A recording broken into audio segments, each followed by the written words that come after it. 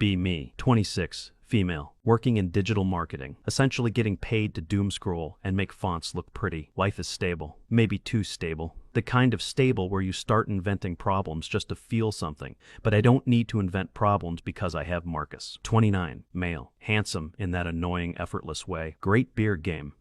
Always smells like mahogany and expensive decision-making. Works in logistics or supply chain or something involving spreadsheets I don't understand. We've been together for 3 years. 3 entire trips around the sun. 3 Christmases, 3 sets of matching pajamas. We have a lease together. We have a joint Costco membership. We have a cactus named Spike that we've somehow kept alive since the first date.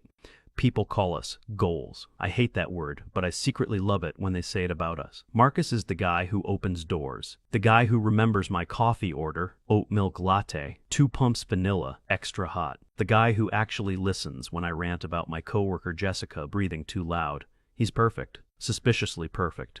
But I've ignored that little voice in my head for years because, hey, don't look a gift horse in the mouth. Don't sabotage your own happiness.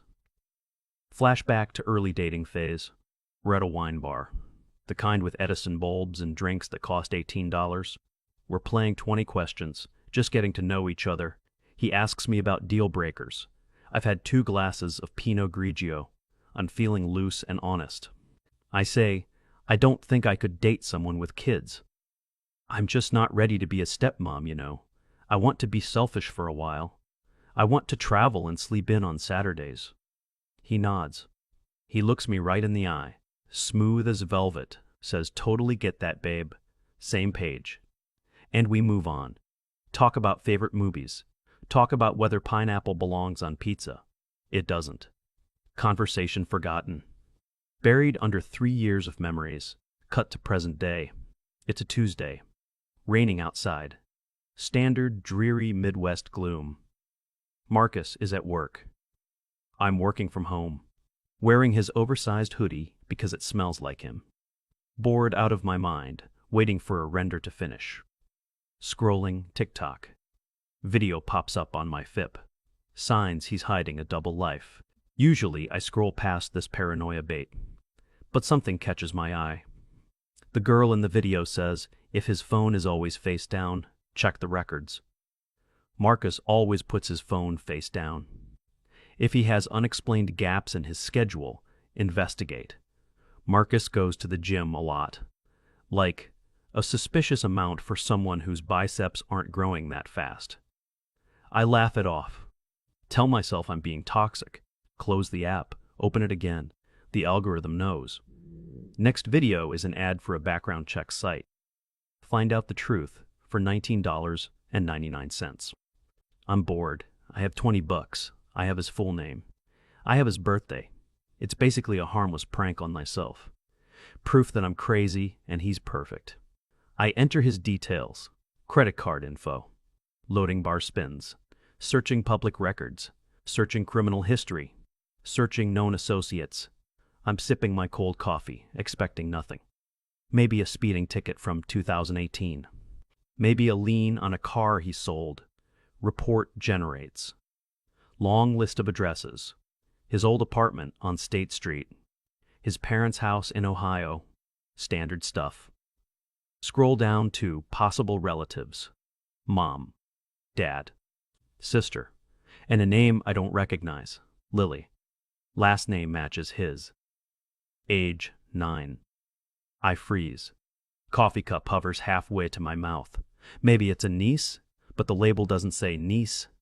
It just lists her under associated persons, usually where kids or spouses go. I feel a weird cold drop in my stomach, like when you miss a step on the stairs. I open a new tab. Facebook. Search the name. Nothing under her name directly because she's a kid. Search his last name plus the town his ex lived in. He mentioned an ex once.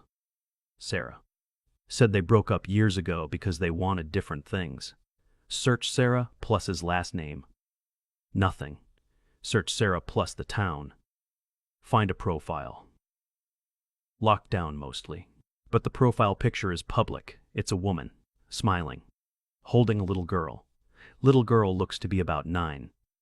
Little girl has Marcus's eyes. specifically his left eyebrow arch. That weird little quirk he does when he's confused.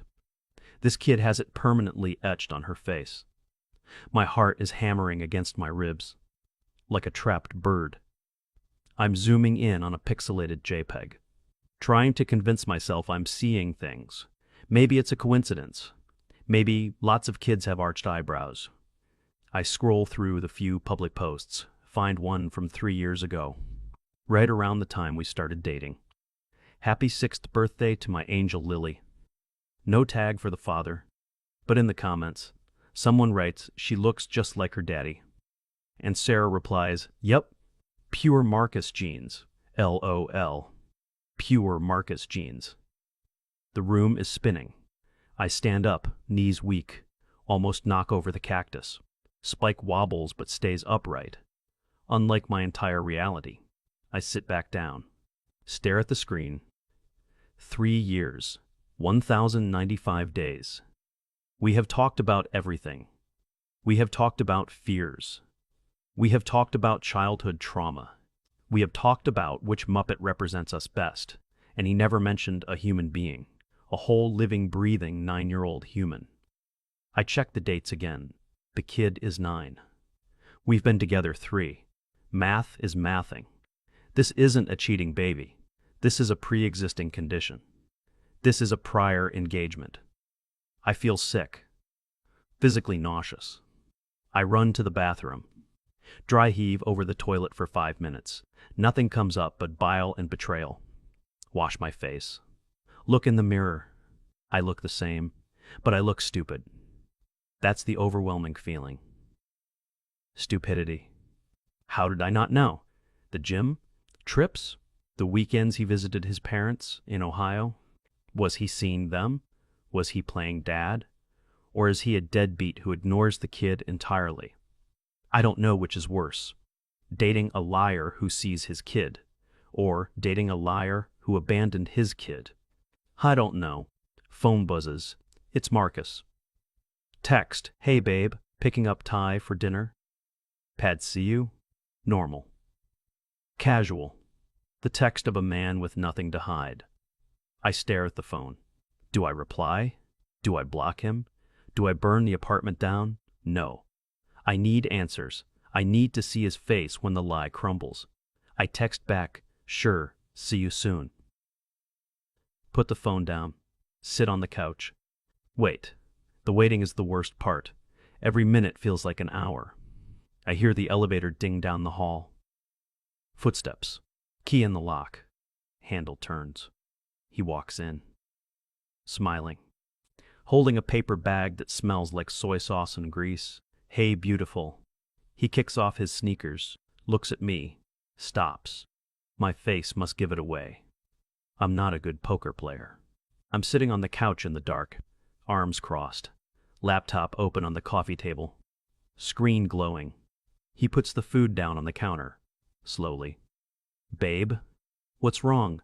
You look like you saw a ghost." I don't say anything. I just turn the laptop around. Screen facing him. Facebook profile of Sarah and Lily. Zoomed in on the comment. Pure Marcus genes. Silence. Absolute, heavy silence. The only sound is the fridge humming, and the distant siren of a police car. He stares at the screen, doesn't blink, doesn't gasp, just freezes, like a deer in headlights. If the deer was a sociopath. Finally he looks up. Eyes flat. "You ran a background check on me?" That's his first reaction. Not guilt, not apology. Accusation. "Are you kidding me right now?" I whisper, voice trembling. "That's what you're worried about? Not the secret child?" He sighs, a long, annoyed sigh. Like I'm the one being unreasonable about where to put the dishes. He walks over to the recliner and sits down, rubs his face with his hands.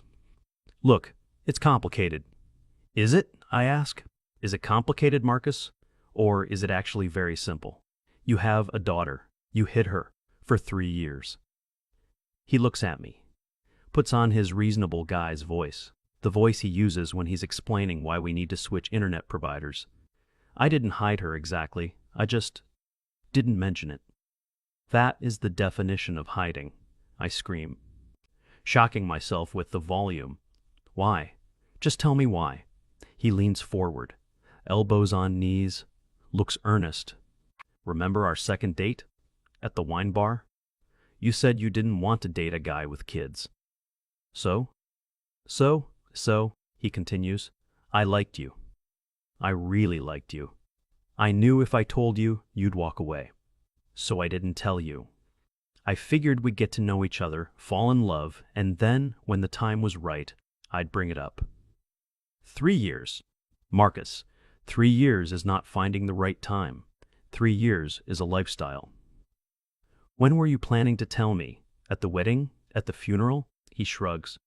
I was waiting for you to change your mind about kids. You know, soften up a bit. I feel the blood rushing to my head. So you manipulated me. You took away my choice. You knew my boundary, and instead of respecting it, you lied to get around it.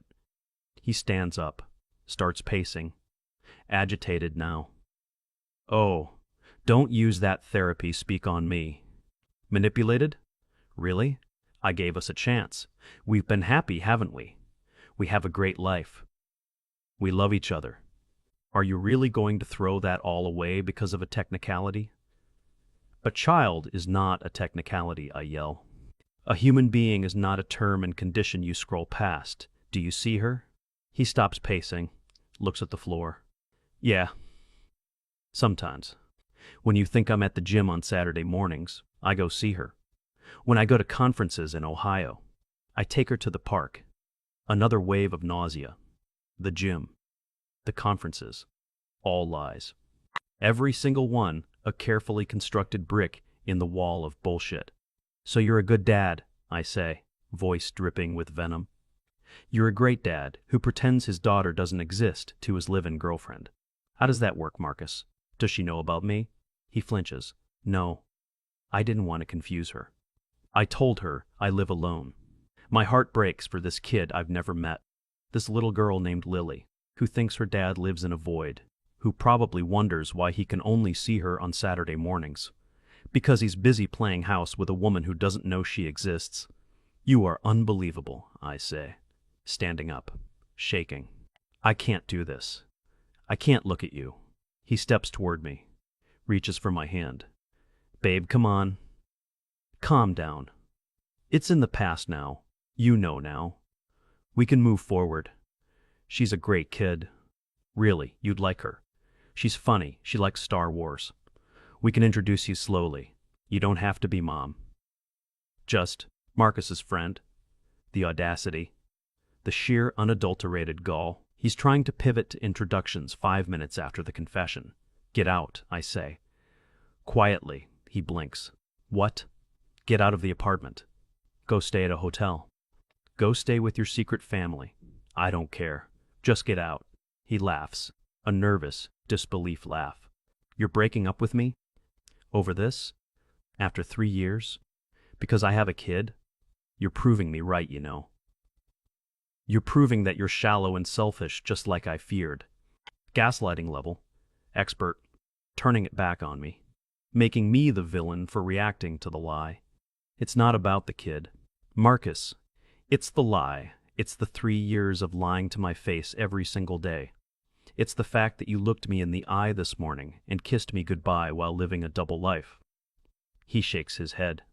You're being dramatic. I'm not leaving. My name is on the lease too. Technically true. We signed it together 6 months ago. I grab my keys, grab my purse, grab the charger. Fine. Then I'm leaving. Enjoy your pad, see you. I storm out, slam the door hard, rattle the frame, hear him shouting something as the latch clicks. Don't listen. Run to the elevator. Mash the button. Get in. Lean against the metal wall. Slide down until I'm crouching on the floor. Start crying. Ugly crying. Snot and tears and mascara running down my face. Get to the lobby. Walk out into the rain. No umbrella. Don't care. Call an Uber. Call my friend Jenna. She picks up on the second ring. Hey girl, what's up? He has a kid, I sob into the phone. What? Marcus. He has a 9-year-old daughter. He hid her for 3 years. Dead silence on the line. Then, I'm going to kill him. Come to my place. I have wine and a baseball bat. I get in the Uber. Driver is an older guy. Looks at me in the rearview mirror. Sees a wet, crying mess. Hands me a napkin without a word. Turns up the radio. Some soft jazz. I stare out the window at the blurred city lights. Chicago looks mean tonight. Cold and indifferent. Get to Jenna's. She's waiting at the door. Pulls me inside. Wraps me in a blanket. Pours a glass of red wine the size of a fishbowl. We sit on her floor. I tell her everything. The background check. The Facebook photos. The confrontation. The way he blamed me. Jenna is pacing around her living room, ranting. He's a psychopath. That is sociopathic behavior. Who hides a child? A child isn't a parking ticket. It's a person. She's right. But deep down, a tiny, stupid part of me misses him. Misses the smell of mahogany. Misses the way he makes coffee. And I hate myself for it. Hate that love doesn't just turn off like a light switch, even when the person you love turns out to be a stranger. Next morning, wake up on Jenna's couch, neck stiff, headache pounding, check my phone. 47 missed calls from Marcus, 12 texts. Text 1, babe, please come home. Text 2, we need to talk about this rationally. Text 3, you're overreacting. Text 4, I love you. ETA. Text 5, Lily asks about my girlfriend sometimes because she sees me smiling at my phone. Text 6, don't throw us away. ETA. Text 12, fine. Ignore me. Be childish. The progression from begging to insulting in 8 hours. Classic narcissist playbook. I don't reply. I call out of work. Tell my boss I have food poisoning, which is spiritually true. I feel poisoned. Jenna makes me toast. What are you going to do? She asks. I don't know. I have to get my stuff. I'm not leaving my clothes and my laptop there. I'll go with you, she says. We'll bring backup. I'll call Dave. Dave is Jenna's boyfriend. 6'4", looks like a Viking. Gentlest soul on earth, but looks terrifying. We organize the extraction team. Noon. We drive over. Key in the lock. Apartment is quiet. Smells like stale Thai food. Marcus is there, sitting on the couch. Same spot as last night. Doesn't look like he slept. Sees Dave. Eyes widen. Whoa, bring in the cavalry. Just here to get her stuff, man, Dave says. Voice deep. Arms crossed. Marcus stands up, looks at me, ignoring them. Babe, can we just talk alone for 5 minutes? No, I say, voice steady, surprising myself. There's nothing to talk about. You lied for 3 years. Are you built a foundation on quicksand? It's over. He gets angry then. Face turns red. You're throwing a tantrum. You're punishing me for having a past. Everyone has baggage. Baggage is an ex-wife, I snap, grabbing clothes from the closet, shoving them into garbage bags. Baggage is debt. Baggage is not a secret child you visit on weekends while lying to your partner. That's not baggage, Marcus. That's a separate life. He follows me into the bedroom. I was protecting you. I was protecting us. Bullshit. I spin around, holding a handful of hangers. You were protecting yourself. You wanted the girlfriend and the freedom. You wanted to have your cake and eat it too. You didn't want the hassle of integrating a kid into a new relationship. You took the easy way out. Coward. That word hits him. Coward. He flinches, stops talking, just watches me pack. I sweep my toiletries into a bag, grab my favorite mug, grab the cactus. Sorry, Spike, you're coming with me. Marcus leans against the doorframe, arms crossed, sullen, like a teenager who got caught sneaking out. You'll regret this, he says, quietly. You'll realize nobody else is going to treat you as good as I did. You'll be back. Good luck finding a guy with no baggage in his 30s. I pause, look at him, really look at him. Handsome face, nice beard, empty soul. I'd rather be alone, I say, than be with a liar. And honestly, knowing you could lie so easily to my face every single day makes me wonder what else you lied about. Did you really go to Ohio? Were you really at work late? Does your mom even like me? Or does she think I'm just a fling because you hide the kid from me? He doesn't answer, just stares. I walk past him. Dave takes the heavy boxes, Jenna takes the bags. We walk out, down the hall. Elevator ride is silent. Load up the car. I sit in the back seat. Watch the apartment building disappear as we drive away. Feel a strange sense of relief, mixed with the crushing weight of wasted time. Days pass. Move back into my old studio. It's small. Smells like dust. But it's honest. Block Marcus on everything. Phone, Instagram, email, LinkedIn. He tried to message me there. Pathetic. Venmo. He requested $20 for the Thai food I didn't eat. I declined and blocked. Life is weird. Waking up alone is weird. Friends are split. Some say I was too harsh. He was just scared to lose you. Men are dumb. Give him a chance. Delete those friends. Don't need that energy. Most are on my side. Bullet dodged. Nuclear red flag. 2 weeks later. Get a DM from a stranger. It's Sarah, the ex, the mom. Heart stops. Open the message. Hey, I saw you were tagged in photos with Marcus for a while, and now they're gone. Just wanted to ask, did you know? I stare at the screen. Typing bubbles appear. He told me he was single for the last 3 years. Said he was focusing on work. Said that's why he couldn't take Lily on weekends sometimes. Rage. Pure, white-hot rage. He wasn't just lying to me. He was lying to her too. Using me as an excuse to avoid his kid. Using the kid as an excuse to avoid me. Playing both sides against the middle. Master manipulator. I type back. I didn't know until 2 weeks ago. I found out and left him immediately. I'm so sorry, she replies. Figured. He's a piece of work. Glad you got out. Lily deserves better than a part-time dad anyway. We talk for a bit. Weird bonding moment with the woman I was supposed to be jealous of. Turns out she's cool. Nurse. Tired. Just trying to raise her kid. Marcus isn't a victim of my no kids rule. Marcus is just a selfish prick who used everyone around him to curate his perfect little life. I put the phone down. Look around my small apartment. It's messy. There's boxes everywhere. But no lies. Spike the cactuses on the windowsill. Looking a little brown but hanging on. I make coffee. My way. Cheap stuff. Tastes bitter. Tastes like freedom. Phone buzzes. Unknown number. Voicemail. I listen. It's him. Drunk, probably. Babe, come on, I miss you. Lily asked about you today. I told her about you. Finally, isn't that what you wanted? Too little. Too late. Using the kid as a bargaining chip now. Disgusting. I delete the voicemail. Block the number. Open my laptop. Start searching for a new job. Maybe a new city.